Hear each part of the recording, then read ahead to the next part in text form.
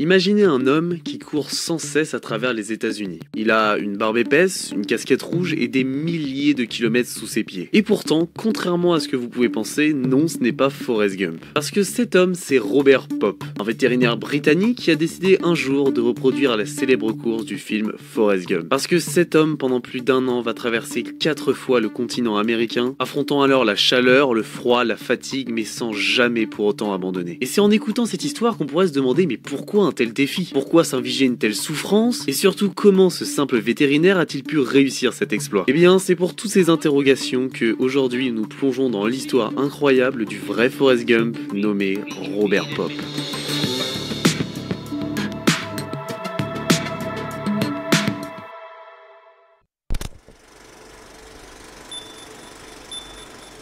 L'histoire que je vais vous raconter aujourd'hui commence avec un homme. Cet homme, comme vous l'aurez compris, c'est donc Robert Popp. Alors il faut savoir que Robert Popp, ou Rob Popp, voilà pour les intimes, est un petit garçon qui naît en l'année 1978 dans le quartier de Croxteth, donc qui est un quartier de Liverpool. Dès son plus jeune âge, le petit Rob a une passion pour la course à pied. C'est quelque chose qu'il adore faire de plus en plus en grandissant, il le fait voilà de temps en temps avec son père ou même sa mère. Il sort de sa maison pour aller faire de la course à pied, en bref c'est vraiment une passion qui est chez lui, voilà. Lui il aime bien courir, la course l'aime bien, voilà ça fait un bon mélange quand même, hein. Et donc avec les années, Robert Popp va vivre donc avec cette passion de la course. Lui, sur sa vie personnelle, c'est un enfant qui est plutôt comme les autres, il a des copains, des copines, il a des assez bonnes notes à l'école, voilà, tout ce qu'il y a de plus convenable chez un petit garçon. Donc suite à cela, Robert va grandir, va passer ses années collège, ses années lycée, et après qu'il ait obtenu son bac, il va devoir donc choisir une profession. Et à ce moment-là, Rob, lui, il va se destiner à des études qui sont pas du tout, voilà, en raccord avec sa passion de la course. Parce que malgré les années qui passent, lui, Robert, il a toujours eu cette passion de la course, puis il l'a toujours actuellement d'ailleurs. Mais bon, c'est pas grave, à cette époque, on est en 1996 et Robert va entreprendre des études de vétérinaire. Suite à cela, Robert il va étudier à la Royal Veterinary College de Londres où après plusieurs années d'études, il va décrocher donc plusieurs diplômes. Voilà, c'est un peu un mastermind le mec. Ouais, moi j'ai plusieurs diplômes. Ouais, j'ai plusieurs diplômes, ouais.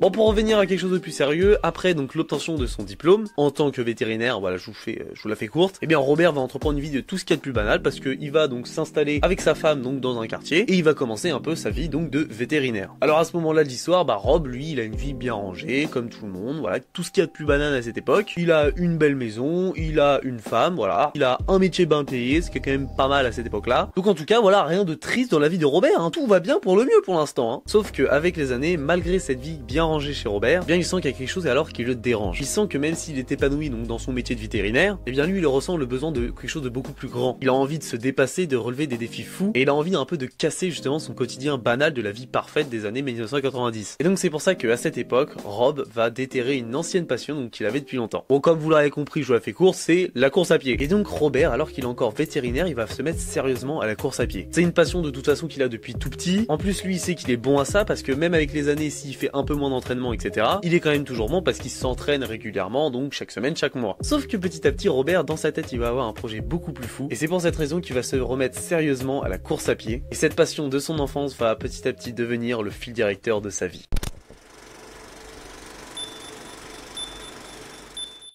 Bon alors là notre histoire va un peu avancer, on est quelques années plus tard quand Robert donc s'est remis à la course à pied et donc après s'être remis sérieusement à la course à pied en faisant des entraînements très réguliers, des courses et entraînements très intensifs tout le temps, et bien Rob, comme on va l'appeler tout le long de l'histoire, il réalise petit à petit qu'il est quand même bon dans ce domaine. Lui c'est un domaine qu'il plaît, qu'il connaît et il remarque qu'il arrive à des niveaux que certains athlètes de son époque peinaient à arriver. Et c'est pour ça qu'il va comprendre qu'il est doté d'un réel talent athlétique. Et justement l'exemple le plus parlant de ça c'est qu'en 2015 Rob va s'inscrire à un marathon. Alors c'est pas n'importe quel marathon, c'est le championnat australien donc de marathon qui en gros réunit donc plusieurs marathoniens même du monde entier et justement parmi ce marathon donc à cette époque et il y a Rob. Alors Rob lui à partir de là il a 37 ans et donc lui il fait juste ça pour le fun. Il aime bien la course depuis des années, sa femme le sait, donc ils ont décidé de partir en Australie pour faire ce marathon. Et ce qui de base devait juste être une course voilà pour le kiff et le fun, et bien Rob lui au bout de 2h29 de marathon il va terminer premier des coureurs nationaux. Ouais c'est un bon score quand même pour Rob, hein. J'avoue que là donc bref il est acclamé par la foule, voilà c'est le vainqueur, c'est lui. Et Rob, lui, même s'il a gagné, il en veut plus. Voilà, c'est pas suffisant. Lui, il sent qu'il veut quelque chose d'autre, il veut quelque chose de plus dans sa vie. Donc c'est pour ça que l'année suivante, en 2016, Rob, il va s'inscrire au Liverpool Rock'n'Roll Marathon, qui est un grand marathon pareil que celui en Australie, voilà. Donc Rob, voilà, lui, il s'inscrit. Sauf que là, il y a un petit truc important, c'est que il va faire le marathon et il va améliorer son temps, parce qu'il va faire 2h27. Mais le plus fou dans cette histoire, c'est pas qu'il ait gagné 2 minutes. Ah non, mais ça, les couilles, hein. C'est le fait qu'il ait remporté 2 fois de suite le marathon Liverpool Rock'n'Roll. Ah non mais Robert, quand il a une passion, il y va à fond le mec. Donc lui il a gagné, voilà, il est content, sa femme est contente, tout le monde est content chez lui. Et donc Pop, pour célébrer sa victoire, décide qu'il en a pas assez. Ouais, écoute Robert, à un moment faut commencer à te calmer, commencer à penser à la retraite, n'est-ce pas? Parce que courir depuis des années c'est bien, mais bon là, il y a ta fille qui grandit, oui. Bon, notre ami Robert Pop, vous l'aurez compris, il en veut plus. Parce que Pop, lui, il ne court pas seulement pour la compétition. Lui, il court pour le dépassement de soi et le dépassement de quelque chose de plus grand que ce qu'il avait fait donc avant. Et justement, après ce marathon, donc Robert, il reprend sa petite vie de vétérinaire, sauf que lui, il a toujours une idée dans la tête de faire quelque chose d'encore plus grand. Et c'est pour ça qu'il va parler à ses amis, il va parler donc à son entourage, et à chaque fois, il répète un peu une phrase que ses amis retiennent parce qu'il leur dit « Ouais, moi j'aimerais faire le tour des États-Unis, voilà, en courant, comme Forrest Gump, quoi. » Bon, là, l'idée, elle est clairement définie. Rob, il a envie, lui, de faire la course mythique, donc de Forrest Gump, dans le film, Forrest Gump, du coup. Et c'est justement là que un jour, à force de raconter ça à tout le monde, à ses amis et sa famille, il y a un de ses amis, il va lui dire « Bah mec, tu nous en parles tout le temps de ta course, à un moment, tu veux pas la faire, en fait ?» Ah bah ouais, du coup, ouais, j'avoue. Allez! C'est comme ça que Robert Pop va entreprendre le voyage que personne n'avait jamais osé faire, qui est de reproduire à l'identique la course mythique de Forrest Gump. En 2016, Robert prend donc une décision radicale. Il quitte alors son emploi de vétérinaire et se lance dans une aventure insensée, qui est donc de courir à travers les États-Unis comme l'avait fait Forrest Gump. Mais pour lui, c'était pas juste un simple jogging. C'est pour ça que juste avant la course, il est d'ailleurs passé chez le coiffeur, où il lui a dit « Mon gars, tu me rases toute la tête, je veux qu'il n'y ait plus aucun cheveu sur mon crâne, pour que comme ça, quand il arrive à la fin de son périple, il voit un peu le changement de visage donc qu'il a eu. » Après ça, il va donc acheter la casquette mythique du film Forrest Gump. D'ailleurs, comme vous voyez, elle est un peu délavée avec le temps, ça se voit quand même qu'elle a pris le soleil. Et donc après s'être bien équipé, Robert va s'élancer donc dans le voyage de sa vie.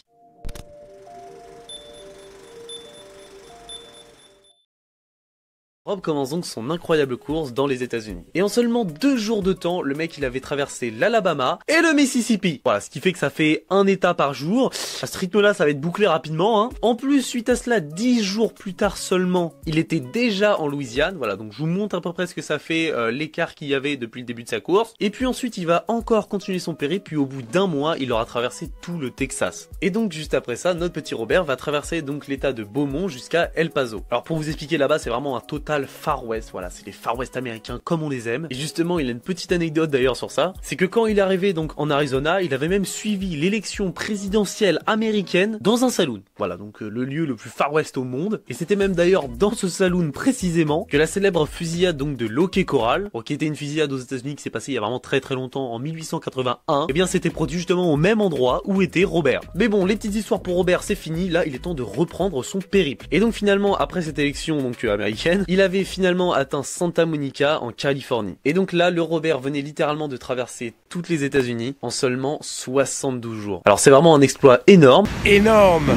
Mais maintenant qu'il était allé si loin, et bien comme dans le film donc Forrest Gump, autant faire demi-tour et continuer. C'est donc pour ça que à peine arrivé, il repart déjà pour la côte Est et recommence son voyage de coureur. Ah mais c'est comme ça, le mec c'est un aventurier, voilà. Et donc comme ça, Robert il court encore et il va arriver au Tennessee. Alors il explique que lui, ce moment au Tennessee, c'est un moment qui était vraiment très important pour lui, parce que c'est là que sa petite amie qui se nomme Nadine, qui l'avait soutenu tout le long du voyage, et que même si j'en ai pas parlé, elle était un soutien moral énorme pour lui, et bien a dû rentrer donc à son domicile et au domicile de Robert du coup, pour des raisons donc financières. Parce que Robert, lui, il était parti faire le tour des États-Unis, mais malheureusement, à un moment, faut quand même qu'il y ait de l'argent qui rentre dans les caisses, quoi. Donc Robert, arrivé au Tennessee, continue sa route seul. Il avait couru devant la Maison Blanche, traversé Times Square, enfin bref, tous les lieux imaginables, voilà, des États-Unis. Robert, il est passé devant. Et finalement, après plusieurs jours et semaines de périple, Robert avait finalement réussi à atteindre donc un autre océan, qui était l'océan Atlantique au phare de Marshall Point dans le Maine. Désolé pour mon accent, mais voilà, je suis pas très bon en anglais. Mais donc, encore une fois, à l'image du film Forrest Gump, il avait encore fait demi-tour. Ah bon, il y a un moment où on a une promesse, on s'y tient quand même, oh. Et donc c'est pour ça que Robert va repartir encore une fois vers l'ouest. Et donc il a renfilé ses chaussures, puis il est parti. Voilà, c'est un mec comme ça, Robert, il est toujours dans l'action. Donc pour rejoindre la côte ouest, Robert décide donc alors de passer par Chicago. Suite à cela, il avait alors pris la direction du Grand Nord sauvage. Et c'est là d'ailleurs que sa femme, donc Nadine, qui était alors partie pour, voilà, des raisons financières, était revenue et avait pu le rejoindre pour traverser avec lui le glacier du National Park, qui se situe dans le Montana. Voilà, je vous mets des petites photos, comme ça vous fait kiffer, hein. Et après les grands glaciers, Robert avait enfin rejoint la côte ouest. Et à ce moment-là, il venait alors de parcourir plus de 10 000 miles et venait de devenir ainsi la première personne à avoir traversé l'Amérique plus de 3 fois en un an. Je sais pas si vous vous rendez compte, mais c'est énorme, hein. Puis après ça, il ne lui restait plus alors qu'une dernière traversée vers l'Atlantique pour enfin terminer donc le tour de Forrest Gump. Sauf qu'à partir du moment de son voyage, c'était beaucoup plus intense que les autres fois. Parce que là, il a dû affronter l'hiver glacial dans le Wyoming, qui était pour le coup très très dur, même pour les habitants du Wyoming à cette époque. Donc là, le petit Robert qui est tout seul sur la route en train de courir, il a dû se sentir passer. Hein. Suite à cela, il a continué son périple, à traverser des grandes montagnes, des plaines immenses. Il a traversé je ne sais combien d'états, combien de villes, combien de territoires, enfin bref. Et après plusieurs semaines, avait finalement réussi à atteindre donc l'autre océan. Alors à ce moment-là, Rob, il a pas fini encore son parcours, mais il explique que quand il avait fini cette expédition précisément, il était mais épuisé. Par exemple, il disait que physiquement c'était un enfer pour lui, parce qu'entre périosité, rupture des quadriceps, tendinite d'Achille, problème pelvien, à ne plus en finir, enfin bref, il fait tout un tas de trucs que je vous ai passé, et bien Rob, il était épuisé. Sauf que malgré tout ce qu'avait engendré son parcours, il décide donc de repartir quand même. Parce que bon, j'avoue qu'après, regardez sa barbe, elle était quand même bien stylée hein, à l'époque, et justement après ça, il va continuer donc encore sa route, et donc un jour, alors qu'il était sur le territoire de Navarro, eh bien il avait été rejoint par quelques groupes de coureurs qui suivaient donc attentivement ce qu'il faisait. Puis ce petit groupe de coureurs commençait à être une centaine littéralement de coureurs qui s'étaient donc mis à le suivre, comme dans cette célèbre scène donc justement dans Forrest Gump. Et après plusieurs jours, plusieurs semaines, plusieurs mois de course, alors qu'il faisait sur cette route de Navarro, à cet instant précis, Rob, comme Forrest, était arrêté, avait regardé autour de lui et avait simplement déclaré aux gens qui le suivaient « Il est temps de rentrer chez moi ».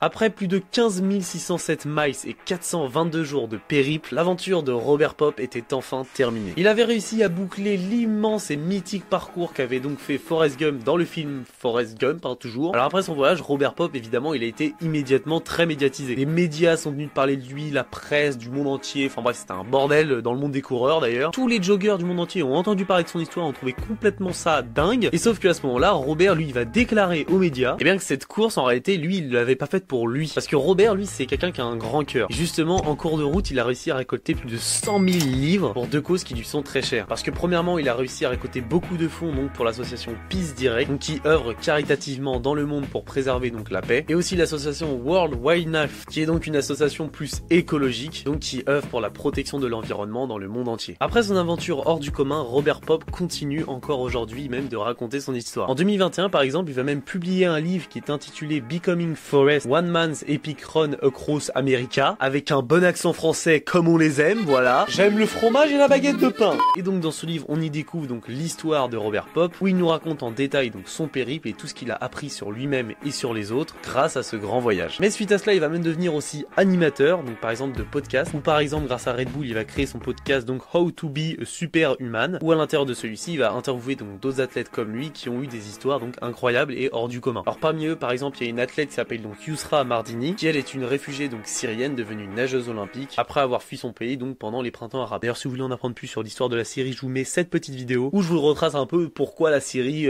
aujourd'hui c'est un peu la merde quoi. Voilà, petite auto-promo, ça fait pas de mal. Par exemple aussi, il a interviewé donc l'athlète Tim Dunn, donc qui est un athlète qui a survécu à un accident donc de voiture. Enfin plus précisément, c'était un camion qui lui avait roulé dessus en gros, voilà. Et donc qui a su se relever donc pour continuer et revenir dans la compétition. Alors aujourd'hui, l'histoire de Robert Popp, c'est un témoignage puissant de la détermination et du dépassement de soi, parce que lui, Rob Popp, il a véritablement prouvé au monde entier qu'avec un objectif clair, une volonté inébranlable et une détermination sans limite, on pouvait alors accomplir l'impossible. Robert, lui, il est allé au bout de lui-même, au bout de son rêve, en affrontant les éléments, la douleur, la fatigue et tous les effets négatifs qui allaient donc avec sa course. Et grâce à ça, il a laissé une empreinte indélébile dans l'histoire du sport, mais surtout du film Forrest Gump.